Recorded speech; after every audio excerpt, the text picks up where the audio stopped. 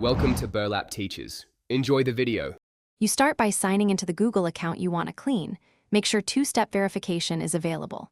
Next, check the storage page so you understand where space is used and why. This helps prioritize. Create a local backup folder and export any critical files using Drive for desktop or Google Takeout so nothing is lost. Once done, open Drive, switch to My Drive view, and sort items by size or last modified to identify large, deletable files right away. You now remove files efficiently. Use Shift+Click to select ranges or checkboxes for batch deletes, starting with the largest items identified earlier. Make sure to review Shared with Me and any shared drives you manage. Transfer ownership or ask collaborators to remove files you cannot delete. Use search operators, for example larger, 10M, type, video, or owner, me to locate heavy content and duplicates. Once selections are confirmed, hit Remove to send to trash.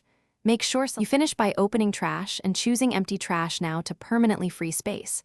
Remember, items auto-delete after 30 days, but immediate emptying is faster. Next, check Google Photos and Gmail for large attachments or backed up images that count toward quota and remove or compress them.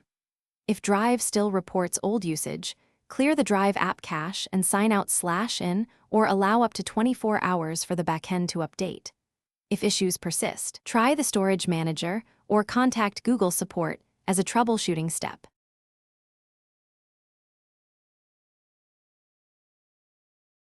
Thanks for watching. Consider subscribing if this video helped you.